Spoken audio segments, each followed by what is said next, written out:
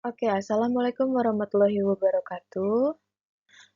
Hello everyone. So today I'm going to present a topic about understanding active and passive voice in English grammar.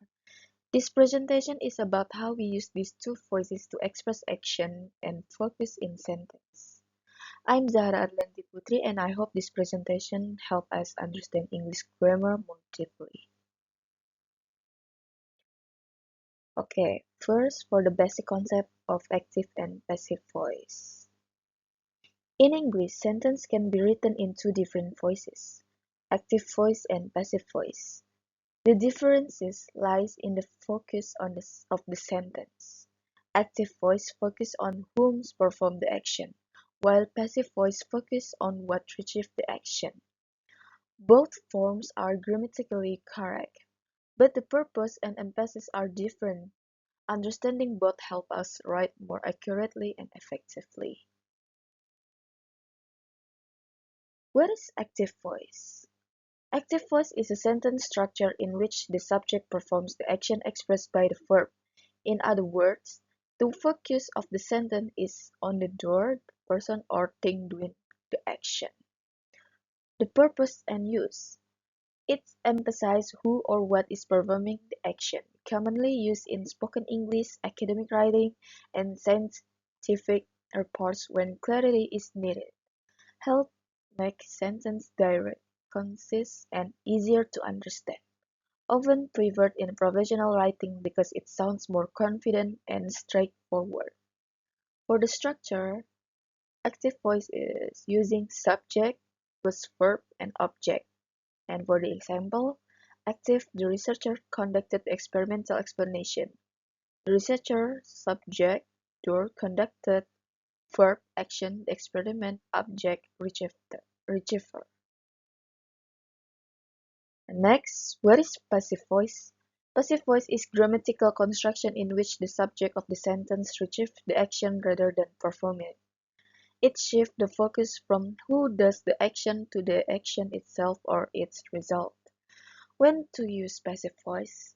To emphasize the action or result rather than the door. When the door and agent is unknown, unimportant, or obvious, commonly used in scientific, technical, or formal writing. When to use passive voice? To emphasize the action or result rather than the door. When the door or agent is unknown, unimportant, or obvious, commonly used in scientific, technical, or formal writing. For the structure, using object plus be plus past participle plus by plus subject. For example, the experiment was conducted by the researcher. Next is comparison active and passive. Let's compare the two voices. Active voice focus on the door while passive voice focus on the receiver of the action. Active voice makes writing more direct and engaging, while passive voice sounds more formal and impersonal. You can see from the table. For the example, for active voice is like the teacher explained the lesson. For the passive voice, the lesson is explained by the teacher. Next, forming the passive voice. To change an active sentence into passive, we follow a few simple steps. First, move the object of the active sentence to the subject position. Second, use the verb be in the correct tense. Third, add the past participle form of the main verb. For example, active, student use laptop. Passive, laptops are used by student. Remember that the verb be changed depending on the tense, like is, are, was, were, or will be. Next is passive voice in academic writing. In academic writing, the passive voice is often used to emphasize process or result instead of the person doing the action.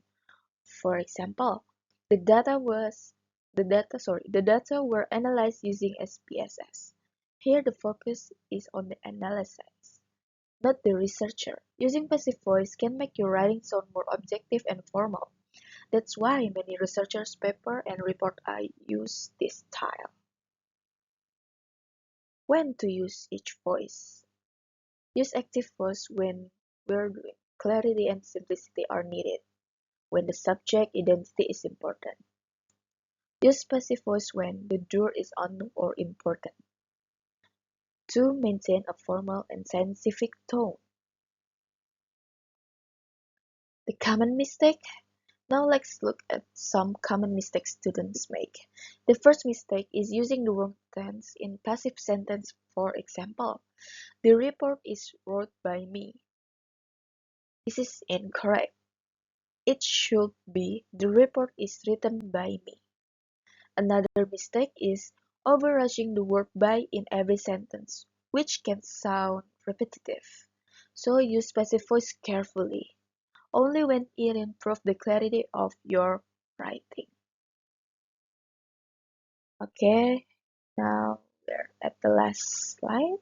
For conclusion is both voices are grammatically correct, but serve different purposes. Academic writing often prefer passive voice to emphasize result and process. Using both appropriately enhances style, clarity, and professionalism. Choose your voice buds based on what you want to emphasize. Okay, thank you for listening.